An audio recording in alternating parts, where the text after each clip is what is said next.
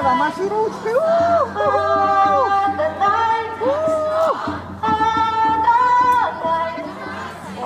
Дамо ми сьогодні у путь гроші, і Пана Бога прославить хоча, бо Он сутішить і допоможе.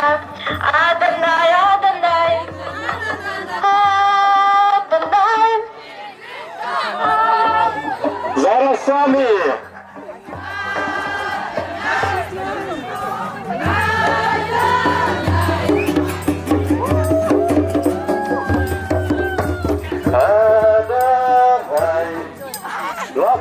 Юбилейная пилигримка с Брестом, Барановичу Убыслов, вітає Жихаров і Онца.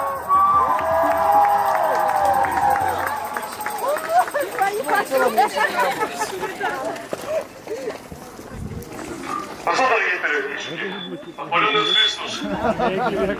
Ну, важно, что вы с дорогой шли, все такие бадёрые, счастливые. Некоторые с самого Бреста и шли, их можно познать, голосов еще меньше, загар. Усмешки самые такие моцные. Дорогі, вітаємо вас на нашій Вінницькій землі. Вельми щиро жадаємо, щоб цей час був для вас відпочинком добрим, умацуванням у дорозі, і щоб ви, як співали, принесли на цю землю Божє благословенство. Дякую велике вам, що зайшли. Запрошуємо.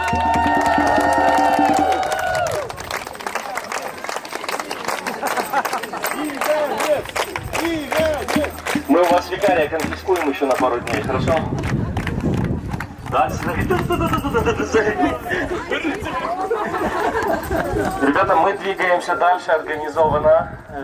Обещаем только вам, что ваши интенции забираем с собой. С первого дня мы молимся за всех, кто нас встречает во время пути. За ваши семьи, в тех интенциях, в которых вы молитесь. Каждый день тоже идет святая имша на протяжении 16 дней. Тоже в Буслове будем помнить о вас в молитве. Оставайтесь с Богом. И мы рады, что мы зашли, как мы говорили сегодня уже утром, в сердце диецезии Минско-Могилевской.